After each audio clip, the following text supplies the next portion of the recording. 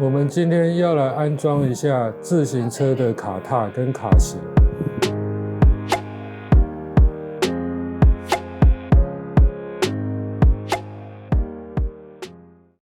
各位朋友大家好，我们今天准备了一组自行车的卡踏，然后还有卡铨。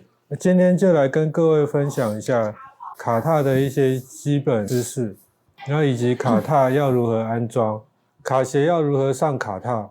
那我们现在就开始咯。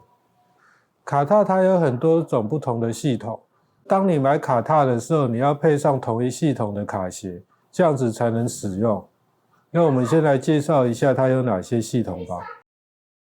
卡踏有分 Look、Shimano、Time 以及 Speedplay 四种系统，我们这边是买了 Shimano 的系统。我们先来看一下卡踏的部分。Shimano 系统又称为 SPD-SL， 刚买来的时候会有一组踏板、一组扣片，还有把扣片锁在卡铨上的螺丝，以及6个垫片。这个垫片就是为了到时候螺丝再把扣片锁在卡铨上的时候，可以去做微调，像这样可以前后移动。我们现在来看一下这个卡片跟卡踏之间是怎么运作的。这个扣片最前面有个阶梯的形状，我们要把它扣在踏板最前面。这时候脚一往下踩，后面这块东西会往上翻，然后等这扣片下去之后，它会再扣回来，这样就完成上卡。如果要脱卡的话，就是脚往外转，它的弹簧自然会弹开，这时候再把鞋子拿起来就可以。我们现在就来把锁片安装到鞋子上面。首先，一只鞋子会用到3个螺丝、3个垫片以及1个扣片。在安装之前，我们先把螺丝上一下黄油。在外面的时候，鞋子难免会碰到水，为了防止螺丝生锈，所以我们先上一点黄油。上黄油的话，我们会上在这个螺纹上面。我们 Shimano 的系统锁的是外面这个正三角形的3个洞。首先我们把扣片对到这3个洞上面，然后再把垫片都盖到这3个洞上面。接下来就是要锁螺丝，扣片安装好就会像这个样子。补充一点刚刚没有讲到的，我们买的这个卡铨中间有4个螺丝，是给锁登山扣片的人用的，所以我们要先把这4个螺丝拆除，才可以让扣片服帖。4个螺丝刚刚会顶到这个卡片的中间的地方，它会把它像这样往上顶一点，这样的话螺丝就锁不下去。我们现在就来换这个踏板。我现在是把脚踏车倒立，这一边的话是左边的踏板，左边的踏板是逆时针，它会锁紧，所以我们如果要把左边的踏板松开的话，要顺时针转。所谓的逆时针锁紧的意思就是说，因为踏板是从外侧向中间锁进去，所以锁紧的时候从外侧向内侧看是逆时针，这样子是锁紧。所以我们松开的时候要把这个踏板的轴心顺时针转。一般踏板轴心的对面这边会有一个孔，以这一台车为例，它就是6号的内6角螺丝，我们就用内6角的 L 型扳手。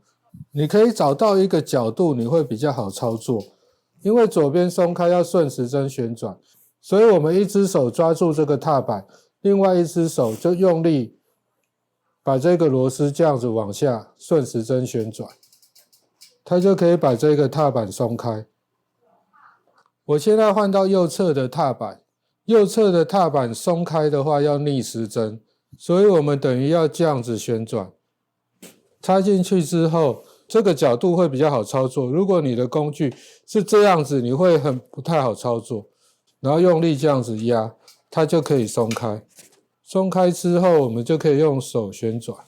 我这个踏板非常容易松开，是因为我安装的时候都有上黄油，所以我的踏板都没有生锈卡死。如果你是一些淑女车，或者是经常放在外面淋雨的车子，很有可能踏板会非常难拆。我们现在要安装新的踏板，所以我们在踏板的这个螺纹的这个地方一样把它上黄油，上多一点没关系。为了方便记忆，我们只需要记得锁紧是哪个方向就好。右边是顺时针，左边是逆时针，这个是锁紧的方向。拆开当然就是相反方向，所以我们现在右边要锁紧，我们就顺时针。现在先转上去之后，用手顺时针转。那另外有一些人的操作方式是抓住中间的轴心，然后旋转这个曲柄，倒着旋转，这样子它就可以转紧。最后我们再用这个 L 型的扳手顺时针稍微把它加压一下。我们现在锁紧的话，就要这个角度比较好操作，左手把它压着，右手把它往上提，这样就锁紧了。